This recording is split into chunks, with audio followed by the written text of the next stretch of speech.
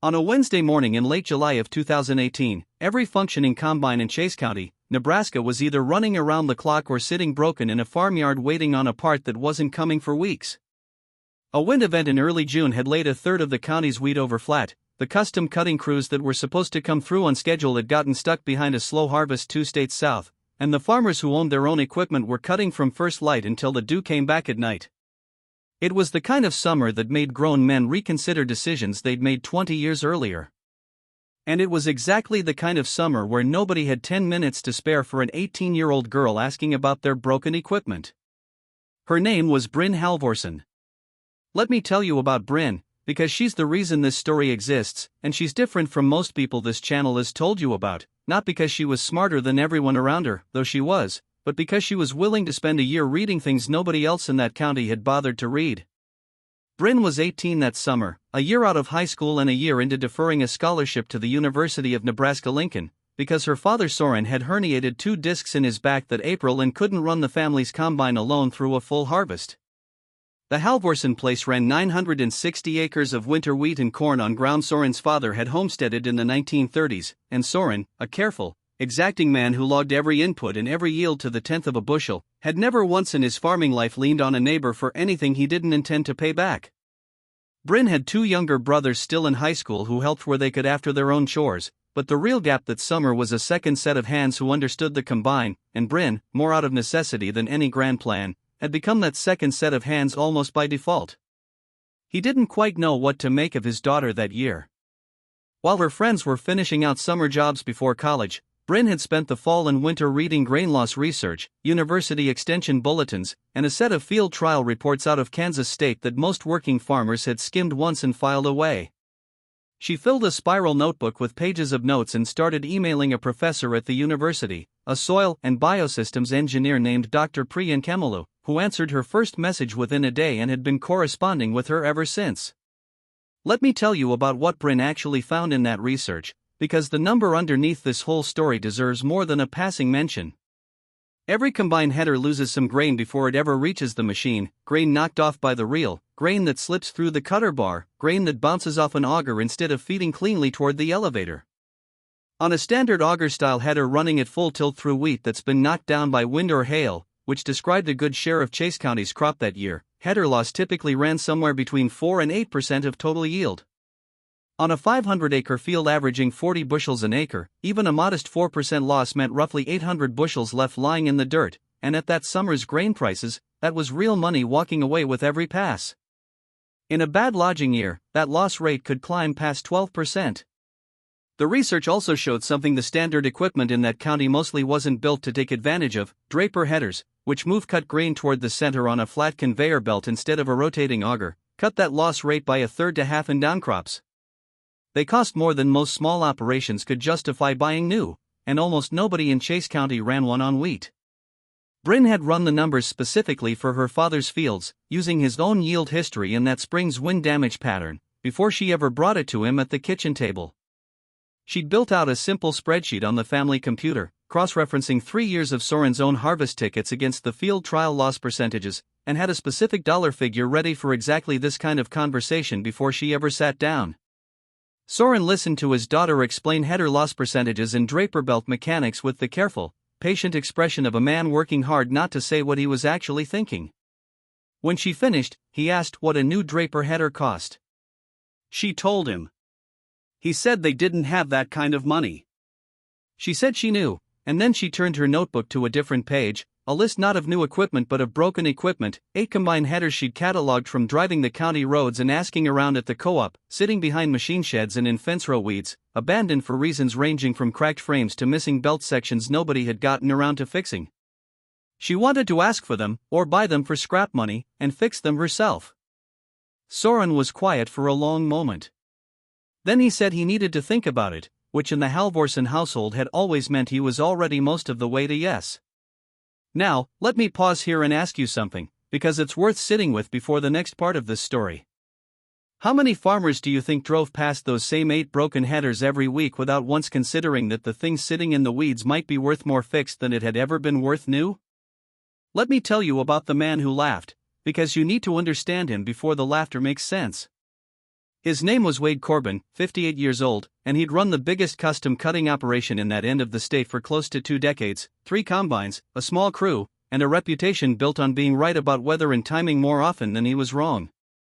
He wasn't a cruel man, and he hadn't built that reputation by accident. He'd started with a single combine and a used truck in the early 1990s and grown the operation through 2 decades of genuine skill and hard work, the kind of record that earns a man the right to hold court a little. He held an informal table most Friday mornings at the Co-op in Imperial, and farmers came through to hear his read on the market and the weather the way people check a forecast. He was there the Friday Bryn walked in with her notebook and sat down across from him uninvited, explaining, in the same plain, specific way she explained everything, that she was collecting broken headers and planning to restore them, and that she'd heard he had an old Draper header behind his shop with a cracked mainframe he hadn't touched in 3 years. The silence lasted about 2 seconds before Wade Corbin started laughing, not a cruel laugh exactly, but the laugh of a man whose brain converts something too far outside his experience into comedy before it can process it as a real proposal. He told her that frame crack wasn't a repair, it was a wish, and that she'd spend more fixing it than it was worth. Bryn told him she already had a quote from a certified welder in North Platte. His smile got smaller. She told him the header manufacturers still stocked replacement belt sections. His smile got quieter still. He told her, at last, that she was welcome to come haul it off, that he'd even help load it, but that harvest would be over before she got it running and she'd be selling it for scrap by next spring, same as everybody who tried a project like that. Bryn thanked him, wrote something in her notebook, and left without telling him what it said, which was the exact number he'd guessed she'd waste, so she could hold him to it later. She collected all 8 headers over the following month, working the worst one, Wade Corbin's cracked Draper, first. She hauled it to the Halvorsen shed, spent nearly 2 weeks cleaning it and sourcing parts, and brought in a welder from North Platte who spent a full day on the frame with a preheat torch and careful weld passes while Soren watched from a lawn chair and said nothing. The total restoration cost on that first header came to just under $3,100, against a replacement value north of $25,000. 3 more headers came together over the following weeks at similarly small cost, sourced parts, borrowed tools, evenings spent in the shed instead of anywhere else an 18-year-old might rather be. Her younger brothers took to handing her tools and holding flashlights most evenings, more out of curiosity than obligation, and by the second week even Soren had started wandering out to the shed after supper instead of staying in the house, standing near the workbench with his arms crossed and offering the occasional short comment that Bryn had learned to read as approval. By the following spring, Bryn had 4 working headers, 2 of them Drapers, at a combined investment under $7,000, and a detailed plan for that year's wheat ground built around running the Drapers on the fields with the worst wind damage history. The plan met its first real test not from weather but from the wider world. A regional parts shortage that spring stretched normal 2-week deliveries into 6 and 8, and fuel and freight costs swung hard enough in both directions that Soren, watching the operating budget the way he watched everything, admitted out loud for the first time that he wasn't entirely sure what the year would look like. The wheat didn't care about any of that. It came up clean, and by early summer it was clear Bryn's fields, running the restored Drapers, were standing better than the rest of the farm. Harvest that June told the first real story in numbers. The main fields, cut with the standard header at the pace Soren had always run, came in around county average, acceptable but unremarkable. The fields run with the restored Draper headers came in measurably better, and when Bryn ran her grain pan loss samples, the way Dr. Kemelu had taught her, the difference was stark, under 2% loss on the Draper ground against better than 6% on the standard header fields nearby. Across 100 acres, that gap alone put well over 1,000 extra bushels in the truck instead of on the ground. She wrote the number down. She didn't celebrate. She drove to the elevator, weighed the load, and went home to show her father the ticket. Soren studied the numbers for a long time that evening before he asked what it would look like across the whole farm. Bryn already had the answer worked out in her notebook. Recovering that kind of loss rate on all 960 acres would be worth several $1,000s in an ordinary year, and considerably more in a bad one. Soren didn't say much else that night. But the following spring, without being asked twice, he told her she could plan the whole wheat rotation herself. The real test came 2 years later, in the summer of 2021, when a drought settled over that part of Nebraska that the Extension Service would later call the worst in over a decade. Corn that had gone into the ground with good subsoil moisture in April ran short and stressed by July, and wheat that should have filled out through May instead went yellow before the grain ever had a chance to set properly. County average wheat yields that year fell to the high 20s, some fields so thin farmers turned cattle in rather than run a combine through them at all. The Halvorsen farm, running Draper headers across its wheat ground by then, still managed to come in 6 bushels an acre above the county average, and in the short, drought-stressed crop, the Draper headers were recovering grain at a rate approaching 9% better than a standard header would have managed in the same conditions. In a year when every bushel counted double because of the price, that gap was worth more than $30,000 across the farm. Wade Corbin had a hard year himself that summer, his crew short-handed, 2 of his long-standing contract customers gone to buy their own equipment rather than wait on a custom cutter. Thin, drought-stressed crops take longer to cut per acre because the header has to work harder to gather what little is standing, which threw his whole schedule off through most of July. He was at his usual table that August when Bryn came into the co-op for parts, and this time he said her name before she could walk past. He told her he'd heard her numbers. He admitted, quietly, that he was starting to think he'd been leaving money on the ground for 20 years without ever once measuring it. Bryn didn't gloat. She opened her notebook, now her third, to a data page she kept prepared for exactly this kind of conversation, and told him the lesson wasn't that Draper headers beat standard ones outright, it was that no operation that never measures its losses actually knows what it's worth. She offered to show him how to run a grain pan sample himself. He said he'd take her up on it, and the following Saturday he showed up at the Halvorsen place with his own yield records tucked under one arm, looking, for the first time since she'd known him, like a man willing to be taught something by somebody 30 years his junior.